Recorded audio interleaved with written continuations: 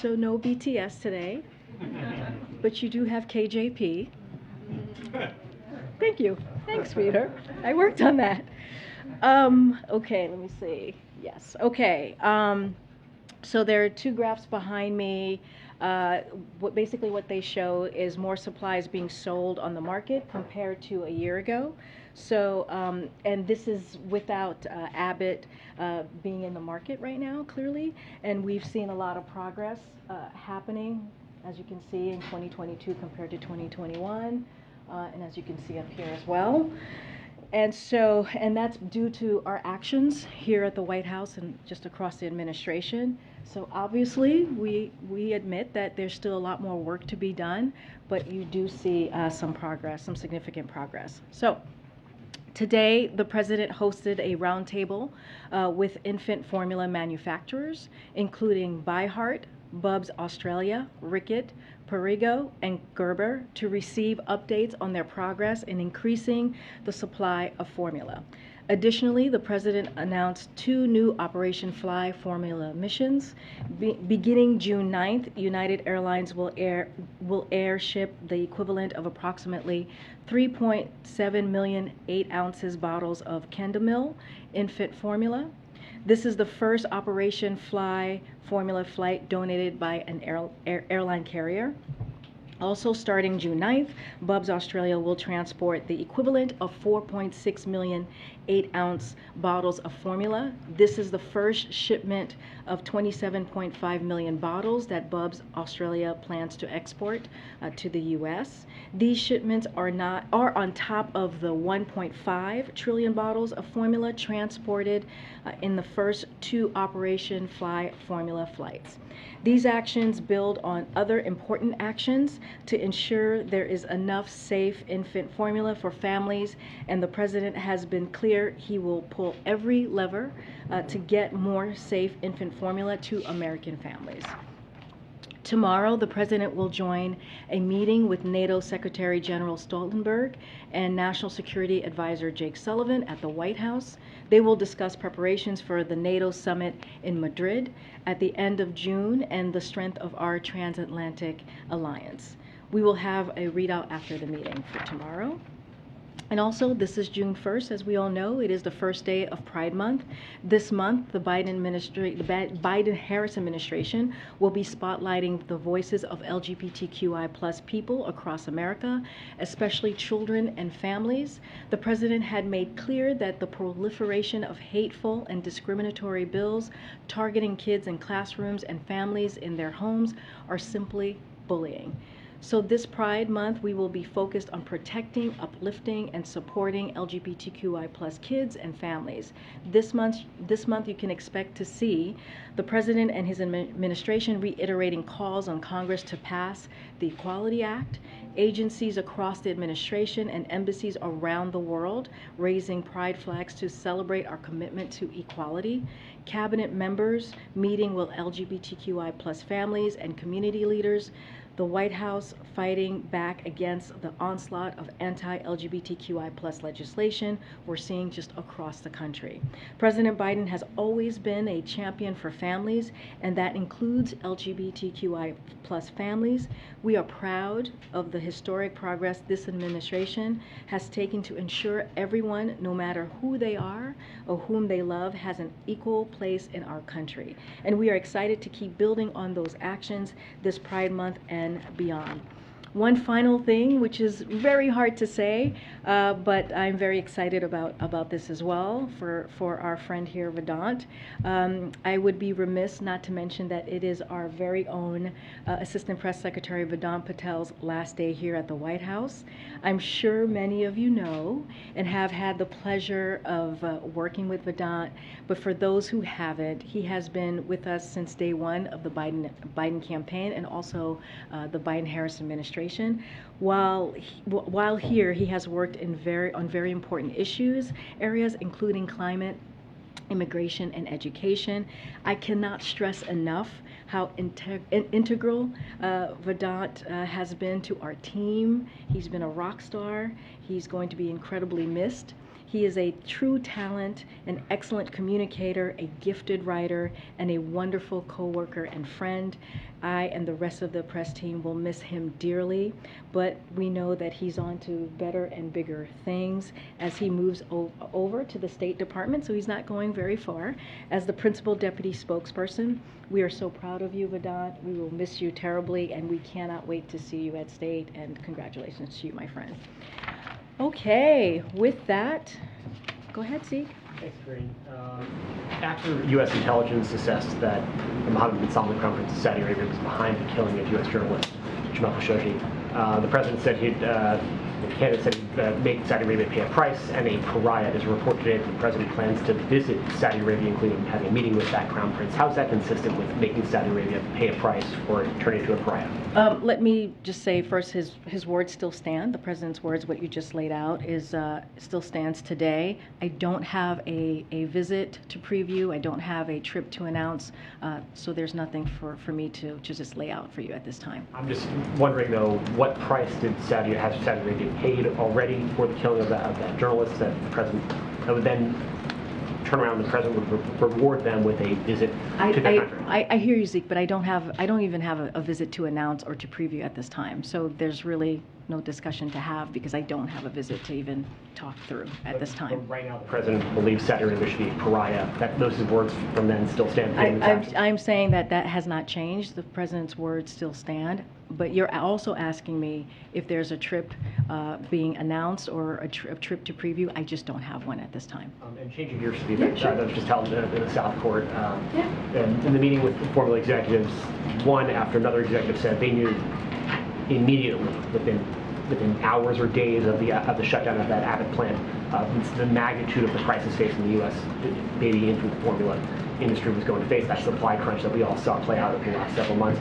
The president, though, said he wasn't informed about that until April, and then waited a full month to invoke the Defense Production Act and begin Operation Fly Formula, which we're starting to see affect the marketplace now. So what is the reason for the disconnect there, and is he going to hold anyone accountable? So let me just lay a timeline for you of what we have talked about before, but I'm happy to reiterate at this time. So we have been working on this issue since day one of the recall. The recall happened on February 17th. On February 18th, USDA issued detailed guidance to states on how to seek waivers in their WIC programs. We know directly from companies this is one of the most important areas for action to be taken from the government, and this month we are building on that work with last week's announcement urging states to cut all WIC red tape. So that actually happened, this is June 1st, so that happened in May. Also, importantly, agencies have been working closely with manufacturers to help them optimize process and boost production, which I just showed on these graphics that were behind me just a second ago. Because of quick action, and it is not by accident, today there is more infant formula coming off factory production lines in the U.S. than before the Abbott factory recall. That wouldn't happen without the work that we have done. For the last 3 months, the FDA has also been working with retailers to impose purchasing limits to prevent the possibility of hoarding. And just to take a step back, so just to remind folks how we got here, we are in this position because there were safety concerns at an Abbott facility. The scientists and the experts at FDA have been working around the clock 24/7 to come to an agreement, but ultimately have to ensure its facility meets their standards for the American people. And as Caleb said last week, the FDA has been clear. They need to look into how we got here, how this all happened. So he is calling for an after-action report. And so that is something that the FDA has said last week during their oversight hearings. Sorry, I said it's a lot for me, but does the president want to see an after-action report about how this building responded to that? Because he wasn't informed until April. So look, let me just say that the president is frustrated himself about the situation, about the issue that we have and he's frustrated on behalf of the American families. And so he is doing everything that he can to make sure that we take action, and we have been doing that 24/7 to make sure that he gets what families are going through, how hard it is right now for many families to feed their infant, to feed their child. And so this is something that he's not taking very lightly. company. You heard from him, you saw him meeting with the manufacturers, and so we're going to continue to work around the clock to get this done. Okay. So you did February 17th was the recall. February 18th, FDA issued instructions to states. Can we continue that through April? When did somebody call the White House to say this is a problem? You guys may need to get involved. So I could say that, again, the recall happened on the day one of the recall. We took action as a whole of government approach, right, with FDA, USDA, as I just laid out. And the president understands, again, he understands how difficult this is. He understands how challenging this is, and we have acknowledged that. He understands that this is the job of the president to be able to multitask, to get things done, especially when it comes to making sure that your child gets healthy food. And so that is what we've been doing. When was someone called here at the White House to say this could be an issue that requires presidential involvement? So I don't have the timeline on that. All I can tell you, as a whole of government approach, we have been working on this since the recall in February. The independent regulatory agency, the FDA, the one that questions have been referred to in the past, is now being embraced as whole of government. Let's point that out here. The other thing, why wasn't Abbott invited today? Oh, well, because Abbott, as we know, they agreed on a path to safely reopen the Sturgis facility after safety concerns that FDA called them out on. So, look, we understand Abbott is working hard to get back to safely making infant formula. That process is ongoing and should remain between them, and we are encouraged by the progress they've made. Today is about progress and action we can take to ramp up right now. But I want to, I need to say this, and I want to lay this out. Look, this meeting was focused on ramping up production and availability of safe infant formula to American families. That is what matters. We have to remember what FDA did was to make sure that families were getting food that was safe for their kids. That is important, and that's what matters. That's why we showed the chart to show where we are today compared to a year ago. So increasing production here at home and importing high quality formula from abroad. We are working with many manufacturers. The companies joining today represent a subset of companies working with the administration to increase on supply, whether it be through the DPA, which is something that we know that the president called on, Operation Fly Formula, and FDA's importance guidance. And so the actions are making a difference. And so I just want to make sure that we see what this administration has done, this whole of government approach. You're doing this now on June 1. If he knew No, about this in we have April, been no. We have been doing this a whole of government approach since the recall. Yeah, that is what, and it's not, but it's invoked until last month. because That's we what had to that make thing sure. moved. We had to make sure and really look into what would work and what was the best direction to move forward. That's what we have talked about. We have talked to you all every day that we can about each step that we're taking, whether it's the Defense Production Act or whether it's the Operation Fly Formula. So every step of the way, we've explained why we've taken these steps. We've explained what the process has been to take on these certain items. And so this is what we've been doing, and we have been working on this 24/7, and we have seen an increase of production. The president met with manufacturers today. He met with manufacturers 2 weeks ago, and so we have been working very hard to make sure that American families out there who have children are getting what they need, whether it's a mom, a dad, whether it's a caregiver, are getting safe and healthy products, food to their children. Just to put a finer point on that, is it my understanding that what you're saying is that even if the president had known sooner, before April, that your response would have been exactly the same? I'm not saying when the president knew or didn't know. He he- spoke, but he I know, said- he spoke to that himself, so I'm going to let that stand. I am saying that we have been working on this. We, as a whole of government approach, has been working on this since the recall, which was in February. That is what I'm saying. I'm talking about internally, not just the agencies, not just FDA, USDA, but also internally. We have been working on this for months, and we have taken this incredibly seriously and have been in this briefing room, and the president has spoke to this on his own about the different steps that we have taken. And we've also laid out a timeline for you all so that you know what the steps that we have done. It sounds like you're saying, though, even if the president had known sooner, would that have made a difference? No, that's not what I'm saying. I'm saying that we have been working on this since we found out about the recall since day one. That is what I'm laying out to all of you as a timeline. That is what it's important here to know, that as a whole of government approach, we have taken this on since the first day that we learned about the recall. Okay, on another topic here, can you explain to us a little bit more the president's role in these ongoing negotiations over gun reform legislation? Because yesterday you said the president would get involved when helpful. A short while ago he told us that he has been involved. So can you just sort of explain, how does he view his role as these talks are ongoing? A couple of things. He has been involved. He has been involved since day one of his administration, since calling on Congress to take action.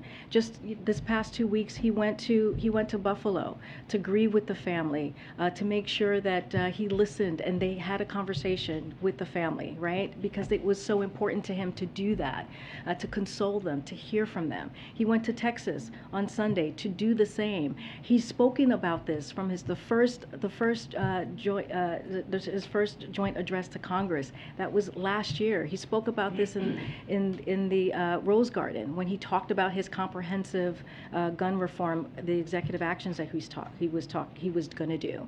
He talked about this at the State of the Union. So this is something that the president has been doing since day one. And not only that, he worked on this in the Senate. He knows how to get this done, and he's done it before. As a senator, he helped pass our ban on assault weapons and high-capacity magazines, as well as enact the legislation that made the federal gun background check we use today. So this is something that he has been doing for a long time, and he understands what we were talking about yesterday. He understands how these negotiations work.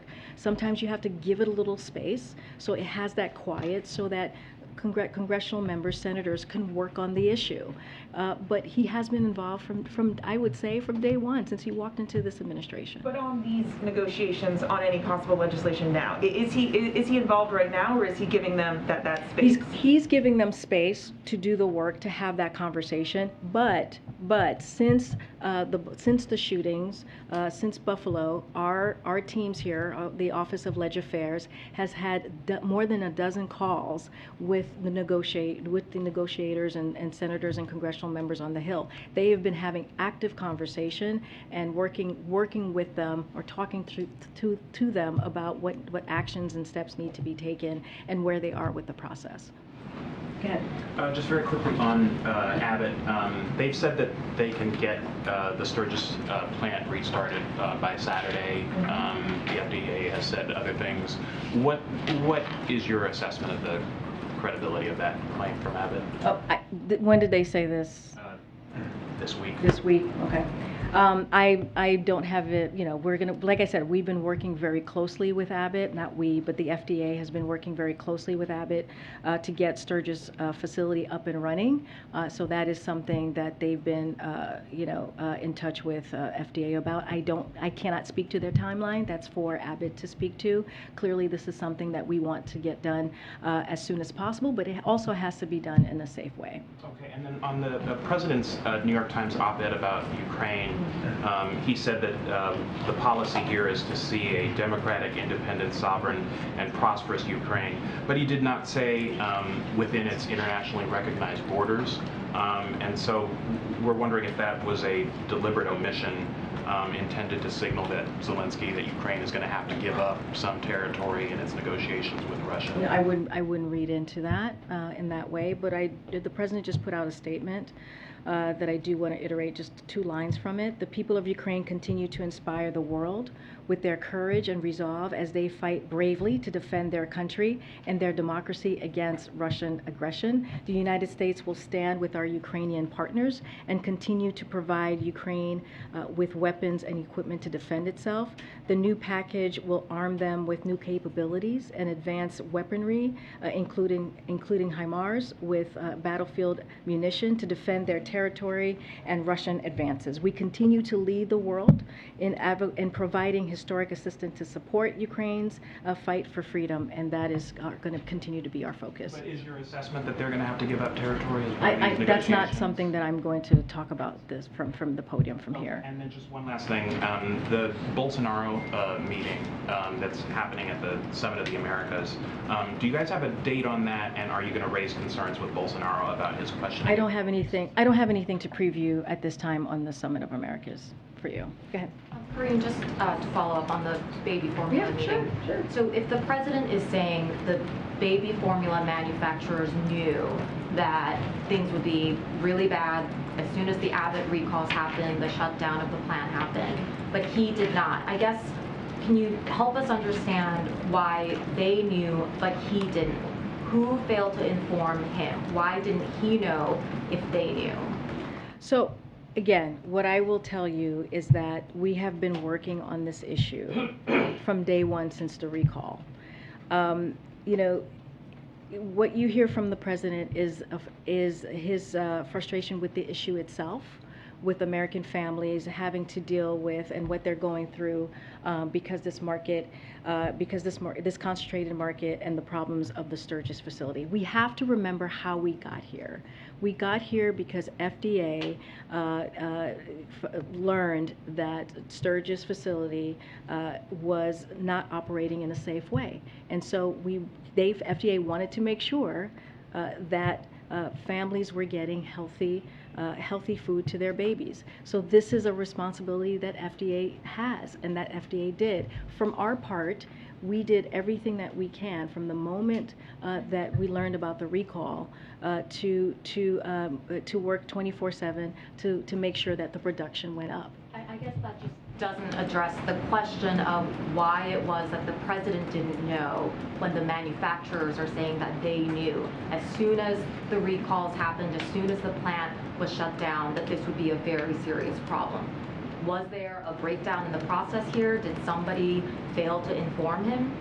Look, I have not spoken to the president. I know that he just said that a few moments ago, so I would have to talk to him about the April date. But what I can tell you is what he has seen, and this I know for certain, is that seeing the empty shelves is unacceptable. Seeing what families are going through is unacceptable. This is why we have been working 24/7 to make sure that we are using every lever at our disposal to deliver for the American people. That is what I know for sure that I can share with you at this moment, and that's how we're going to, going to continue to move to make sure that we're doing everything that we can and beyond. Yeah. Could you help us understand then, you've said that the administration has been working 24/7 around the clock since February to try to address this issue. The president says he didn't understand how bad the issue was until April. So is it that you were working around the clock since February to address this serious problem, but the president didn't know? Just want to be clear about that. So the actions across the government began day one. And of the recall, as I've said. The White House has been in close, regular contact with agencies responsible for addressing these issues since then. While these actions made serious progress, including by ensuring there was more infant formula coming off factory lines than before, the recall, it's clear there is more work to be done and more levers to be pulled, which is why you've seen higher profile actions this month, and we're going to continue to do everything that we can. So to your question, the White House has been working across government to make sure, since day one of the recall, to do everything that we can. So then perhaps the president wasn't aware of the work that was going on around the clock since February to address the issue? I mean, the president has multiple issues, crises at the moment. When he walked into the administration, he talked about the multiple crises that we needed to deal with as a country, and so that's number one to remember. But the most important thing is that as a White House, as working with the interagencies, we have been working on this since day one, since the recall. Fine. Yeah. Okay. And this is his White House. Karine, I actually had a follow-up to a question that we asked in here over 2 weeks ago, very much related to what we've been talking about. We had asked if there were specific actions that the administration took, including meetings, phone calls, briefings, either in February or earlier, to begin addressing the shortage. You had said at the time that you didn't have any specifics then, but you'd be happy to go back and get that information and be fully transparent. Yeah, it doesn't sound like you have that. No, I don't have that information, but again, I can say to you, since the recall in February, we have been working around the clock on this issue. It is an important issue. We understand how frustrating it is for parents, and so this is something that the White House, across the agencies, have made a priority. Do you plan on getting us that yeah, for sure. information I mean, that you feel free to reach out to me directly. You have my email, you have my number. Feel free to reach out to me, and we will do everything that we can. Can I just do one follow-up on Well, a I mean, separate topic? MJ, I gotta move on. Yeah, go ahead. So I think the question here is we all understand that government operates at many levels. The president's not read in on every issue. Why this one seems to stand out is that these executives talked about it as a crisis. The president talks about it as one of the most personal crises that he has experienced. And you're now sort of saying that the White House was operating on this without the president being aware of or directing those actions. And so there will be future crises. Yeah. And so I think we're all trying to understand the information flow and the decision making when there is a crisis that rises to the White House's involvement, and is the president involved in that? And so the question really is, it sounds like you're questioning the April date that the president just gave us. No, I am not questioning the president at all. I'm just saying I have not spoken to the president. I know he just mentioned that date. But you're saying White House officials were involved in and engaged on this issue prior to the president being briefed on it himself. Right, which is not an unusual thing, as you know, Kelly-O. This is a very common way of operation, way of moving. Nothing unusual about this. You're asking me to confirm something, and I was in my office. I did not actually hear what the president said. I do not like to speak on something without having a conversation with the president first. And so that's number one. Number two, what I'm trying to say is that his team on very high levels, who run his policy offices, who runs his department, have been working on this since day one. And that is... They can act without the president's direct involvement and make decisions before he's even briefed on a subject that's become one of the biggest issues for American families today. I mean, it's not uncommon. It's not an uncommon thing to do, to offer assistance, to offer help, to offer guidance to an agency when they need it. That is not an uncommon thing to do. Yeah. So Okay. just to follow up on the rest of the front row, who decided after 6 or 8 weeks? You said that, and hopefully the back row hears. Who is the person in the West Wing Yeah. who decided after 6 or 8 weeks that this baby formula shortage was finally something that somebody should tell the president about? Look, again, I have to go back and talk to the president. I did not hear him take questions or answer any questions to all of you. And so I want to do my due diligence, right, as his spokesperson, to make sure that I have a conversation. What I can tell you is what we have been doing as an administration since the day one of a recall. And just let me just say this, because I want to make sure, since we have folks watching, that the actions that we took actually made a difference here. DPA is allowing manufacturers to reliably plan for scaling production. In the case of Abbott and their suppliers, an increase of 25%, they can be manufacturing at 100% capacity. Likewise, Reckitt plans to expand production by 40%. Operation Fly Formula has cut 3 to 4 week timelines for Nestle product to move the Europe to 72-hour periods. Through FDA's enforcement discretion, we will get 27.5 million bottles from Bubs Australia. So these are all important actions, including the graphs that I just showed, how high production is higher than it was a year ago. So this is also important. We want to make sure that the American people, the American families know that we have been working on this 24/7. The president has done everything that he is able to do or has been able to do, and will continue to do more work, because we understand understand there's more work to be done. Okay, another big topic. When are you guys going to admit that you were wrong about inflation? No easy questions today, huh? The Treasury Secretary says that she was wrong, so why doesn't anybody Okay. here at the White House? Okay, so look, what the Secretary was pointing out, this was talking about yesterday when she was doing her hit, with her TV hit with CNN, is that there have been shocks to the economy that have exacerbated inflationary pressures, which couldn't have been foreseen 18 months ago, Why not? including, well, I'm trying to answer your question. Hold on. I was just getting to the why not. Including Russia's decision to invade Ukraine, multiple successive variants of COVID, and lockdowns in China.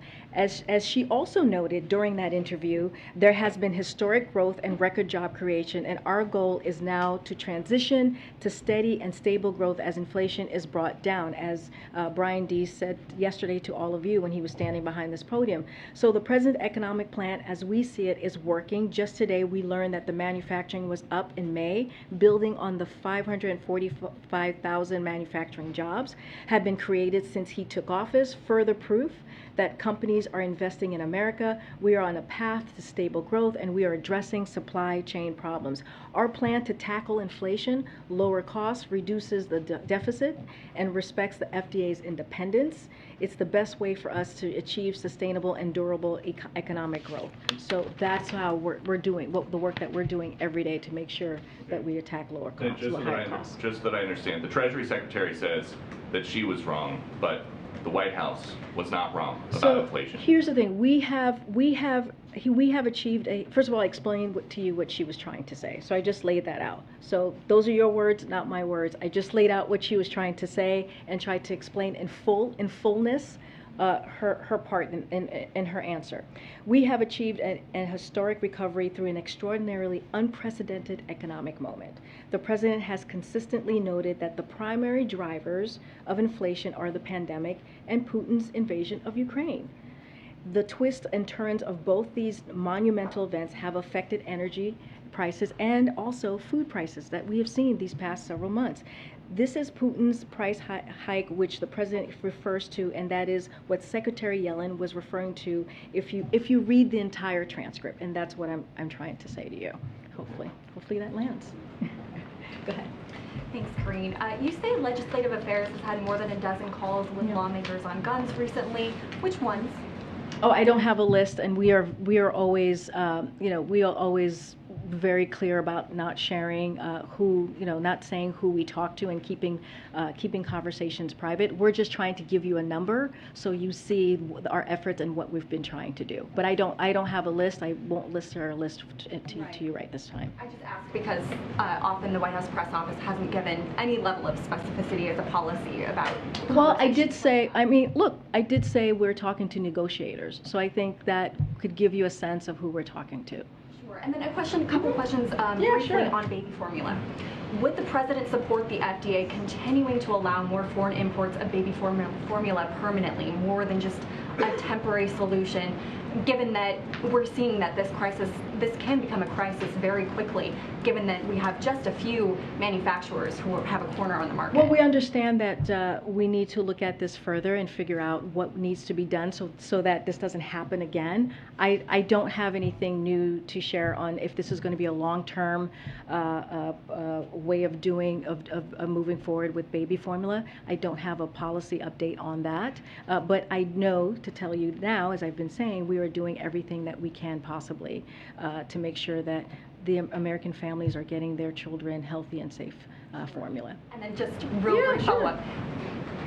We talked, when the President spoke earlier, came up in one of the questions that was asked, just the timeline of the FDA's response when it came to investigating this Abbott facility. There are questions about what communications there were between the FDA and the White House. I mean, is the President satisfied with the FDA's response in this crisis? Yes, he's satisfied. But last week, during their oversight committee, he talked. Califf said that there needs to be he called for an after action report. He appointed Woodcock to doing that after action report. He wants to get down to the bottom of what happened, and so that is important. I don't know if you're asking me, does he still have confidence in the FDA? He does, and the FDA themselves are going to try and figure out what exactly happened and how do we avoid what happened these past several months with Abbott and their facility shutting down. And so that is an important thing as well. Thanks, Karine. On this baby formula issue, you said that the whole government approach began in February right afterwards. And I think a root of this sort of questions or that folks are having is that it, in fact, doesn't seem like this extended beyond the FDA until certainly the president found out in April, but especially when this became really an acute issue in May when the Defense Department was brought in, the Agriculture Department was brought in. So can you, other than the FDA, who was part of this whole of government response, especially in this kind of crucial February to April timeline where the president wasn't aware of what was going on? Right. I mean, I mentioned the FDA. I mentioned the USDA. I've mentioned, policy departments here within the White House. During the USDA issued detailed guidance to states. This is when the recall happened on February 17th. The next day, on February 18th, USDA issued detailed guidance to states on how to seek waivers in their WIC programs, which we learned was a very important element, which was a red tape. Well, which was a red tape, as we've learned, that needed to be cut. And we know directly from companies that this is one of the most important areas for action to be taken from the government, and we're building on that work with the announcement that we made as it's related to a USDA urging states to cut all of WIC red tape. So that was that role in that particular component. Were there any efforts outside the FDA about encouraging either the import or production of additional formula? It seemed like, from an outsider, that if a plant goes down, you know that it's going to be a crisis, that you would immediately start looking for other sources of supply. I mean, I can't speak to specifically what the FDA was doing at that moment. All I can speak to is what happened at the recall when it comes to production. I can talk to what we have done these last several months, meeting with manufacturers. Again, the graphs that I showed how the production has even increased from last year. I think 8 million more in one of the graphs that I showed. And so we're going to continue the work. We know that there's more work to be done, and we're going to make sure that we get to the other side of this. One other on a different topic. About a month ago, the Supreme Court decision or draft decision leaked on abortion rights. A lot of folks, including the president at that time, talked about how that really reframed the debate and the stakes for the midterm elections. But since then, the president hasn't publicly met with any abortion rights groups. He hasn't spoken about it in weeks, given a speech on it.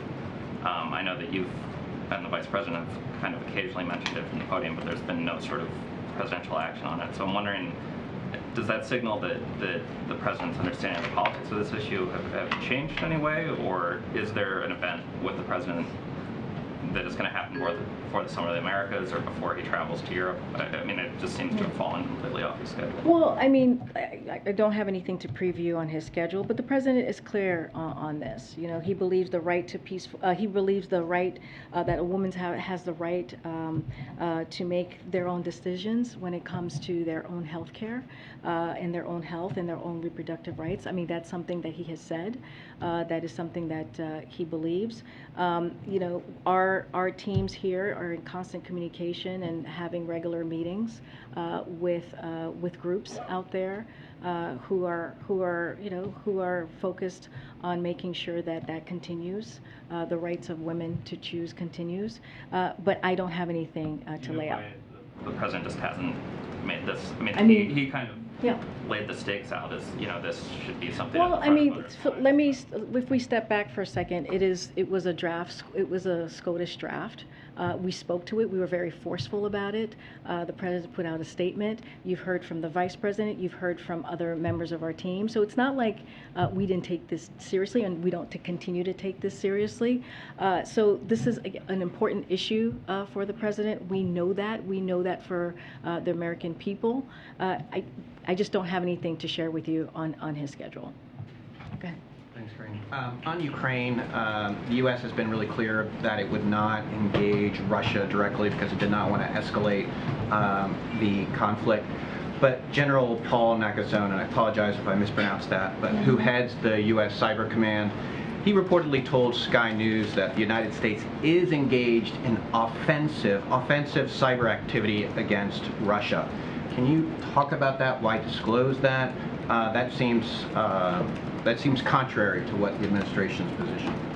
Look, as it relates to the Kremlin, to President Putin, we don't negotiate our security assistance packages to Ukraine with the Kremlin. They have not been pleased by the amount of security assistance we've been providing to the Ukrainians since far before this most recent phase of conflict began. But we are doing what exactly the president said he would do, which is, and he told President Putin directly, we would do what we would do if he attacked Ukraine back in December, which is provide security assistance to the Ukrainians that is above and beyond what we were already providing to help Ukrainians defend their country. So that's exactly what we've done and will continue to do. Remember, and we say this all the time, this is Russia that chose to launch a brutal war, that chose to attack Ukraine's sovereignty and its territorial integrity. And so this is Russia's war. And so they started this conflict, and they could choose to end it at any time, and they have not. But we continue to maintain that deconfliction channels with the Russians for when necessary. But just speaking specifically about the offensive cyber action being taken from the United States against Russia, is that not contrary to what the president has said in the past about not wanting to engage directly? No, it's not. We don't see it as such. Can you talk about why offensive cyber activity against Russia is not? We just don't see it as such. We have talked about this before. We've had our cyber experts here at the podium lay out what our plan is that has not changed. So the answer is just simply no. Go ahead, Tyler. Just following up on an inflation question. I understand you walked through what Secretary Yellen was talking about, but she still said that she was wrong then about the path inflation would take. President Biden made similar statements saying that inflation would be temporary. Brian Deese was here yesterday. I asked him the same question. Does anyone in the White House have regrets about how they talked about inflation, given that it has turned out to do exactly what they said it would not do? I mean, look, I laid out from if you look at the whole transcript, what it is that Secretary Yellen was trying to lay out when she was asked that question. She was pointing out that there have been shocks in the economy that have, again, exacerbated inflationary pressures, which could not have been foreseen 18 months ago. I mean, that is just a reality that we're to working with. And what all of his top aides said turned out not to be true and turned out not to happen. So I'm wondering if there's any sense within the White House that was a mistake to say so, given that it turned out to occur very differently. Again, there were certain shocks to the economy that exacerbated the inflation pressures, right? So that includes Russia's decision to invade Ukraine, multiple successive variants of COVID, as I mentioned already, and the lockdowns in China. The president has consistently noted that the primary drivers of inflation are the pandemic and Putin's invasion of Ukraine. The twists and turns, again, as I've talked about, have been monumental events. And so, as the Secretary Yellen has also noted, there has been historic growth and record economic creation, and our goal is to do the transition, which is what Brian Deese was talking about, to make sure that it is steady and stable growth as inflation is brought down. So that there are things that have occurred that has been unprecedented in this past year or two, actually 3 years, and that's what we're speaking to. I hear you on that, but that still doesn't necessarily answer the question about whether inside the White House there is a feeling that there should be a concession like Janet Yellen made yesterday on TV, that the way that the administration talked about inflation was not best suited to describe to the American people the economic pain that they would eventually be feeling as we continue to see prices rise. I mean, look, the president is working, has said this over and over again. We have said this. We understand what the American people are going through. We understand the high cost that they're dealing with. We understand what inflation is doing to gas and to food prices. We have taken multiple actions, which the president explains himself in his own voice in the Wall Street Journal just a day ago. And so that has been our focus as well. And we're coming out of a very strong economic period, and so now we're going into a transition. There are things as it relates to inflation, there are things that were not predictable 18 months ago, that were not predictable from day one. So as we were speaking to them as we saw it at the time. And so that is also important to note. I mean, I know you're asking me that the question of, did we speak about it wrong, or did we, say, did we, I don't know, misspeak or not have it right at the time? I mean, this is what I'm trying to lay out, is that there are things that happened, the COVID variants, Russia's war in Ukraine, that was not predicted at the time. And so what we're trying to do, what the president is trying to do, is do everything that he can to make sure that we deal and attack and fight inflation. So that is our focus at the time. Just one last thought on Yeah. this. I understand that you guys did not. I understand that you did not predict that, but there were many economists, Larry Summers among others, who were very clear in warning about the risks of inflation. Okay, so if we have learned anything the past 2 years, it's that our globalized economy is tied to the world around us, right? That's the number one. Again, the variants of COVID, lockdowns and slowdowns in foreign countries due to the pandemic, Putin's unprovoked invasion, Ukraine, each of these events impact prices here at home and abroad. It impacts the cost of food here at home, the supply of food abroad, the cost of gas here at home, and supply of oil around the world. Inflation is also a global issue. Inflation in Europe increased a record 8.1% in May compared to last year. So that is how we're looking at this, and this is also a global challenge. Okay, go ahead. Karine, just two questions. First on baby formula. All of my colleagues' questions have basically gotten to the same point, which is people want to know who in this building knew what when in the lead up to the formula shortage. You've said that that folks internally were on this since day one.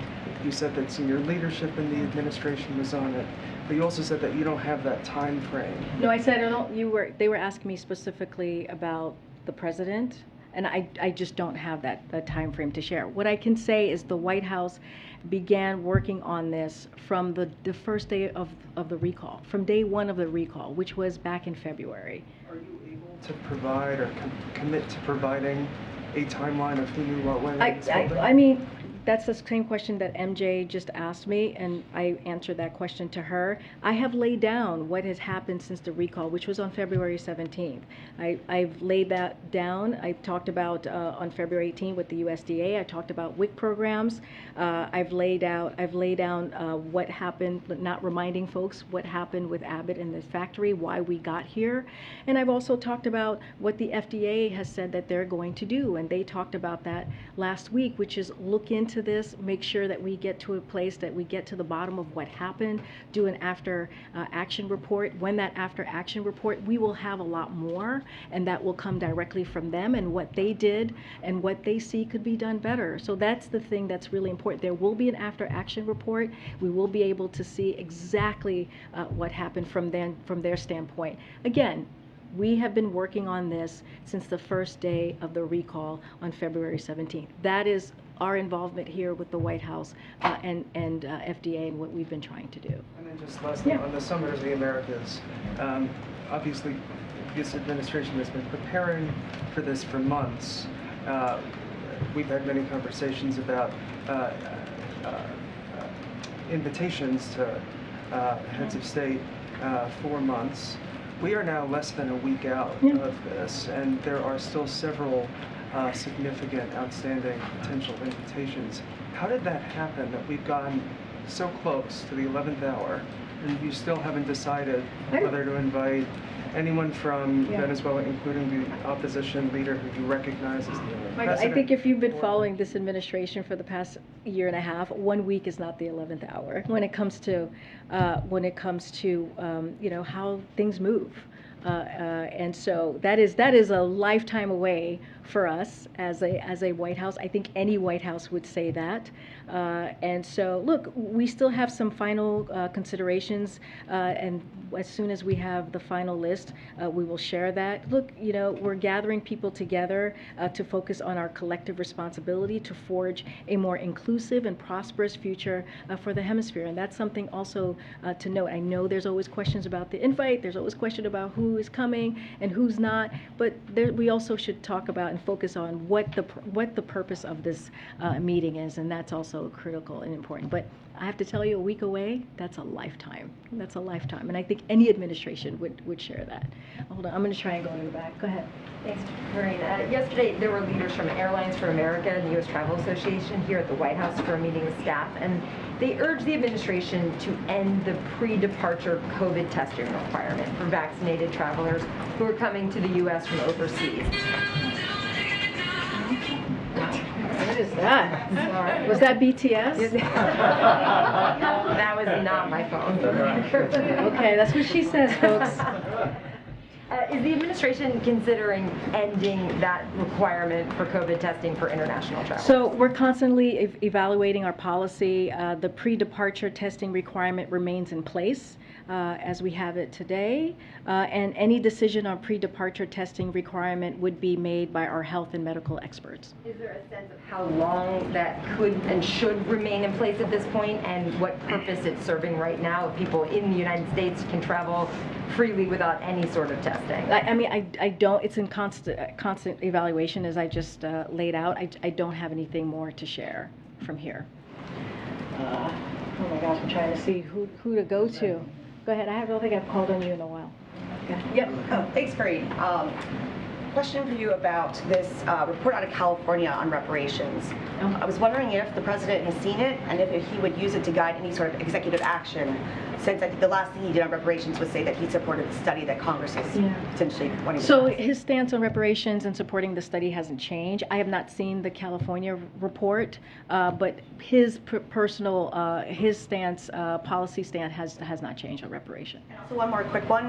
Deb Haaland has tested positive for COVID. Do you know when the president and first lady, they were last tested, because they were with her on Monday, and would they be considered to be close contacts? Well, I do not know when she last saw the president or the first lady, Secretary Deb Haaland. Oh, were they? Okay. There are pictures of them. Okay, great. Well, thank you for that reminder. I know that, and we've said this multiple times, the president has a regular weekly cadence on testing that has been approved and talked with his doctor. I don't have when the last time he was tested. And you weren't aware about her No, test? no. This is I'm just learning about this now. Okay. I'm trying to see. Yes, ma'am. Yeah. Okay, you sir, way in the back. Yep. Thank you, Karine. Just one question. A few weeks ago, the State Department said that the U.S. did not look favorably on the construction of the East Med oil pipeline from Israel to Cyprus to Greece and then presumably to Europe. Has any of this changed as so many European countries try to wean themselves off Russian oil? I don't have any more to share on that. I would have to check with our policy folks at NSC. I do not know if that position has changed from what you've heard from the White House, but I would just have to check with the NSC to make sure. I'm so sorry, from the State Department? Yeah. Okay, yeah, I would refer you to the State Department and check in with them on that piece. And not the NSC? Well, because you said it was the State Department. I think I misheard, but I think you said that it was the State Department had put out that announcement. Okay. Question from the back. Oh my goodness. Yes, ma'am. The question from the back. The questions. Go ahead. Yeah, sure. If you have a question. I do, but your fingers waving around. I know. I'm trying to pick people I haven't called on in a while, so it's fulsome. So people are getting a question. I think everyone's grateful for that. I'll ask just one question. Something the president mentioned when we were in there now. When you talk about inflation, the wheat supplies or the food supplies, and he talked specifically about, I guess he was referring to Ukrainian, the inability to export Ukrainian wheat. and that something had to be done about that. Well, what the Ukrainian foreign minister has been talking this week about, supposedly they're in talks with other countries about navies going in to the Black Sea and creating a corridor to get that weed out. Is this something that is being discussed on any level in the White House? That is something that I would actually have to go check on as well. That is not, I just don't have an update on that as far as the wheat. That's clearly something that we've been monitoring. And we have said Russia's aggression on Ukraine has certainly raised prices, as we have talked about, on gases and food. Wheat, I believe, is about a good percentage of in Ukraine, a good percentage of the kind of the global market, and so we have seen prices go up. I don't have any update on that. I would have to check with this time. I would have to check with NSC. Can I ask you a question from the back? Yes, ma'am. Go ahead. Go ahead, Phil. Thank you. I have a question about the President's Wall Street Journal op-ed, but I wanted to ask a more general question first. And my more general question, which is, I think, at the heart of a lot of things that you've been asked, is how serious does an issue have to be before it's brought to the President's attention? So let me just lay this out, because I think this is really important. And I've said this multiple times. The reason that we are where we are with Abbott in this facility, with the baby formula in this current situation, and we have seen production go up, again, the graphs that I showed, and that has happened because of our involvement in what we were able to do. Look, the market, there are four manufacturing companies, just four. And that is something that we also have to address down the line. And this is something, as we talk about competition, the President has been very focused on. But FDA, as we've said, called out a safety hazard, a safety issue with Abbott, and they had to shut down one of their facilities. When that happens, they do all the things that happens when a safety issue comes up, and Abbott had to shut down that facility. So that's the thing. That's why we got to where we got to. From the moment that we heard of the recall in February, on February 17th, as I've laid out, we took action. We took action and we moved forward, and we did everything that we can. And I've laid out cut the red tapes, and now the DPA, the Defense Production Act, and other things that the flying in formula from across the board. All of those things from abroad. All of those things were actions that we took to make sure that we dealt with this crisis. But the government, the White House, has been involved since we first learned about the recall. And so that is important to know. The President deals with multiple crises. His administration deals with multiple crises. When we walked in a little bit over than a year ago, we talked about the economy. We talked about COVID. We talked about climate change. All of the things that the President attacked and dealt with, and his White House dealt with on all at once. And we have seen his comprehensive plan when it comes to COVID and what we've been able to do and getting people vaccinated and boosted. We see where the economy is currently. Now we're in this transition. All of those things are important to note, that there are always multiple crises happening that we are dealing with all at once. And then on the Wall Street Journal op-ed, in that essay, the President reiterated that he supports the independence of the Federal Reserve. He called on Congress to pass tax credits, and he also called again for changes to the tax code to bring in more revenue to drive down deficits. Correct me if I'm wrong, but these proposals aren't exactly new. I mean, we're coming up on a 40-year high of inflation. Does he have anything else? Yeah, I'm happy to lay that out as how he's fighting inflation. Look, as you just said.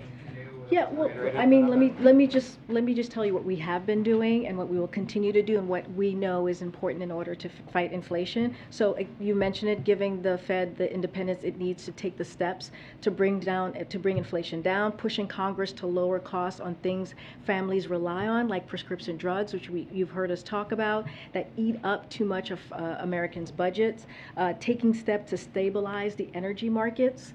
For example, coordinating a historic release increase from strategic petroleum reserves here in the United States and from countries around the world. All of these things matter, and lowering the deficit. This is a place where we have made notable progress, as we've talked about, more than $1.5 trillion in reduction in the deficit this year alone, and we want to keep making that progress, so that's not going to end there. And there's other ways too, the lowering cost of high-speed internet for 50 million families, building more than 1 million new affordable homes to help bring housing and rent prices down, helping America's farmers increase crop yields to help bring down food prices, and fixing our supply chains to reduce the cost of moving goods to shelves and to families and homes. And we're always looking at other things that we can do. But these are actually action items that we have taken that are not small, that shows the work that this president has done to really attack inflation. We understand that there's more work to be done. We understand what families are feeling right now, but we are doing the work to try and address this. Karine, can I ask something that the administration launched today, please? Let me see who else. Go ahead. Thank you. So today, the VP announced the launch of the Global Water Security Action Plan, which seems important because it essentially says that now the U.S. foreign policy will consider global water security as one of its core issues, right? So I guess I wanted some explanation from you as to why this was. Will this be another element of the VP's portfolio, or is she just launching it? I mean, how are you guys dividing this up? I mean, look, the first lady, the first lady, my goodness, the vice president has clearly her own portfolio and things that she wants to attack that helps families, that helps make sure that we're delivering for the American people, and so she has multiple things that she does. Clearly, that is something that's going to be critical to foreign policy, critical to how it tracks back here to the American public. I can't speak to what her portfolio looks like and what things that she'll be focusing on. There's an array of issues to focus on. I would reach out to her office directly. In China. China has called for the United Nations Human Rights Commissioner to investigate mass shootings and gun violence in the U.S. So can we get a reaction from you? So this is, again, China requesting the UN Human Rights Commissioner to investigate mass shootings and gun violence in the U.S. Can we get a reaction? And specifically, does the president consider gun violence as, protection from gun violence as a part of human rights and the right to live?